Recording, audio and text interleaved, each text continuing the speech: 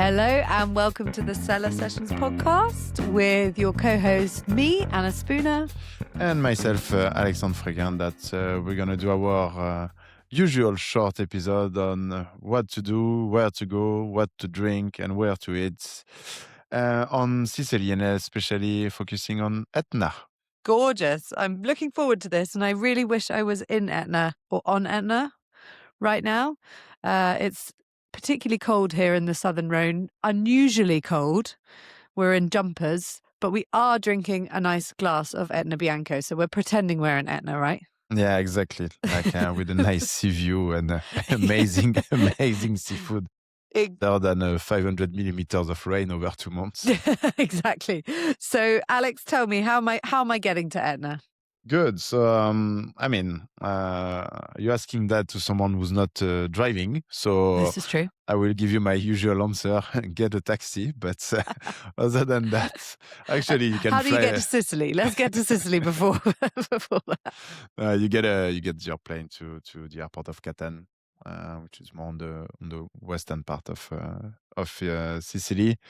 Then, as I say, you rent your car and you go driving. I've got a very good friend, a Canadian friend, who actually did that and forgot that it was a small island with all the tragedy that can happen, and driving in small roads at night in Sicily would not be recommended. But then if you want, you can make a few stops. I would say there is 3 main towns to visit. Of course, stay a few days in Catan. You go to the other side in Syracuse and probably heading south in Vitoria. Mhm. That would be the 3 main cities I would say are worth visiting. And then, while you are in a wine region such as, I think the focus will be a little bit on the winery, but you need also places to stay. Am I right? Yep. I stayed in Taormina, which is beautiful. It's expensive, let's be honest. It was also made very famous a couple of years ago by White Lotus, the TV program. So I went I went to an amazing wedding there as well, as in the wedding was in Taormina. But I should caveat, I agree on the driving. It is not for the faint-hearted to drive on the island of Sicily, but you have to drive, right? You can't. You can fly in. You can actually get the train from the mainland, but at some point you're going to have to get into a car. If you are particularly not used to small roads, make sure you've had a glass of wine as a passenger before you get in. It will calm your nerves. I took my daughter, she was 8 weeks old, I think, and I've never been more scared for her life. So yeah, not for the faint-hearted. But Taormina's cool. I would avoid doing anything that's White Lotus. Personally, it's just not worth it. The restaurant I probably enjoyed the most when I was there was La Tavernata, which had a great wine list, some beautiful wines. But also you can try loads of restaurants with views in Taormina. So like there's very famous ones like Villa Antonio. You have to book those in advance because they are so popular. It's majestically beautiful. Taormina is this... Actually, I'll let you do the history because you're the history nerd. But Taormina has got this really ripe, gorgeous history. And you really feel immersed into the Italian culture when you're there, or the Sicilian culture, I should say. So go for your apero and go and sit in a cocktail bar that is almost not even a bar. You know, they've got these cocktail bars that just go up the steps. Taormina is built on steps. Not good with an 8-week-old baby either, because it is not buggy friendly. And likewise, if you have bad knees, not very good for people with bad knees. But go sit on a cocktail bar on the steps. It's just an incredible experience. And from Taormina, you can do things like take out a boat. You can go to Alcantara Gorges. Like, there's lots of beautiful stuff to do around there. Grab a pizza. Great. But tell us a little bit about the history before we go into the winery visits themselves, because I know you like a spot of history. That's a pretty solid history in Sicily, as I say, by the mixture of culture, and there is I will do like probably a focus on also places which are also UNESCO heritage sites. And we talked about the Etna, but that's one of them. I think Sicily, by being an island, is also related to many others. And if I had to visit places, that would be the Aeolian Island, which are worth mentioning, or the island of Lipari, which has a very, very strong, not geek, but Greek history.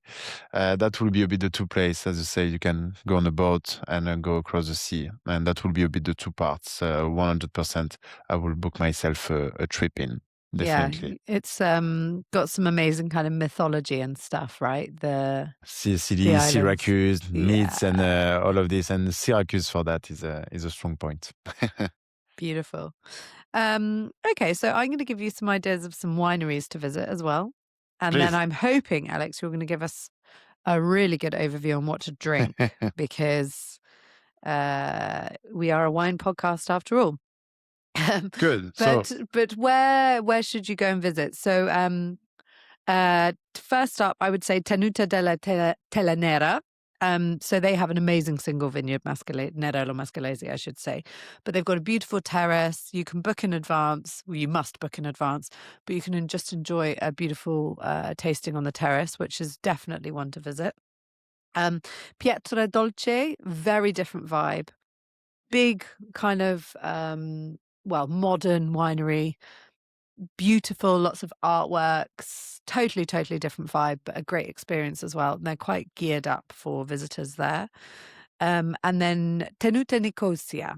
So again, this is kind of another bigger one, but what they do really well here, because I think we have to remember that a lot of Etna producers are very small farmer families. So visiting Etna is pretty much the opposite of visiting somewhere like Napa. You need to find these places. It might take you a while to find them. But Nicosia, they do more of a package deal. If you want something high quality, don't have to think. You can go and do a tasting, 4-course lunch. Get the whole works, which would be awesome. Alex, you already mentioned, it's probably easier to stay somewhere like Taormina. But if you did want to stay, I haven't stayed on Etna itself, but I have had a really good recommendation, which is a winery to stay at called Gelsomina. It's like a farmhouse, converted farmhouse. So you can also enjoy the beautiful wines and produce from them. But I've looked into it, and believe me, I was very close to booking my flights. I was good, itching to good, good, book my good. flights after doing a bit of research on that. So can't personally recommend it myself, having not stayed there, but have had really rave reviews about staying there. So that would be a recommendation. You landed three very good places, which are also very well recognized for the wine. If we focused around the Etna, I will say that just a quick inside tip for myself, and by checking quite often what to rent and all, there is plenty of top houses and apartments to rent at Hmm. a very fair price. Also, if you look around the commune and the villages of Randazzo, Okay. you have some incredible things, or Castiglione di Sicilia, which are a bit two main part of the Etna DOC. Quick look on internet and you can find some amazing things. Funny things also that I found it is like now there is a direct flight from New York to Catan, which Really? just happens. That shows that there is a little bit of interest. So New York guys, please come around to Sicily. But if you come around, you have your place to stay, your car is booked, your restaurants are done. You need wines, and you You need do. to be drinking wine in a wine region. So if I had to start with Barone di Villagrande, outstanding producer in the commune of Milo, very well known for the whites. They're producing some incredible wine. Iconic, I would say, it's what we are drinking now, Benanti. One of the turning points of Etna DOC is thanks to these people, and located in Via Grande, making some top whites, some incredible single vineyard reds that are approachable, young, that can age for nearly forever. For the funny ones, and The we funny like a little ones. bit of fun and funk into the bottle. One highly recognized person, we'll name Frank Cornelissen in Soliciata. That probably some people will say, no, we don't want that. Oh, yes, we want that. If you are in Etna, if you are a wine lover, you must expose yourself to any style of wine from the most, I would say, free. I will call that a free wine or a free thinking wine producer. A free thinking wine producer. Is that what you're saying? Yes, Free? What do yes, you yes, mean by yes. that? No, I don't want to mention any other word, but I mean Kind of on the it's natural side, but you said it. You've said it. But okay. I don't like to put people in a box. No. But I like his way to think, and I think he's put it also Sicily on the map, which is very important.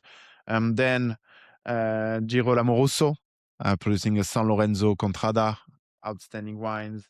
What could we say? Passo Piscario also in Castiglione, which are making for me some very, very, very, very consistent wine.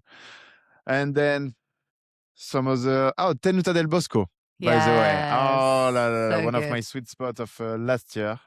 Pietra Dolce, if you want to really masterize what old vine means Yeah. and before phylloxera means. And I love that they're old vines with a modern winery. That's the modern winery I mentioned. That's a really cool visit because when you they've got mention, these sort of like 100-year-old vines in a really modern setting. It's gorgeous. I think it's a question of sensibility, and Yeah. I do find those people with a high level of sensibility. And I Vinieri, of course, Salvo Foti was probably one of the person who shaped the actual vision of the vine itself and the traditional alberello. So if you want to get a bit more insight of traditional viticulture on the Etna, that's worth going. Then by saying that, I hope I won't ended up by any contract on my head by not mentioning every single producer, but it was just on the spot like this, and what I would love to enjoy to drink right now, or at least visiting. Yeah. And absolutely, all of those places, Google them. The show notes will have all the names. If you are making a trip, I would just say it's polite in Etna to pre-call, even if you're calling that morning to say you're coming. It's these are smaller producers maybe than other parts of the world. It could be a husband and wife team. It could be a family. They might not be there, so just be mindful of that. And since you are a sommelier by trade, Alex, the food scene just generally, right? Seafood with the whites, you can't go wrong. You can't beat it. You can't beat it. Actually, there is a quite high level of fishing of swordfish also that can match Okay. very, very well any kind of Nerello Mascalese, high Italian style of wine. And they have, it's very traditional, but any caponata, which will be like eggplant made in a sort of like sweet and sour, acidic kind of condiments with a bit of caper. And as soon as we start to imagine this Nerello Mascalese flirting with the limit of volatile acidity and high tannins, I'm super starving right now. Yeah, I'm hungry. Let's go get lunch. Great. Arrivederci. Cheers. Arrivederci.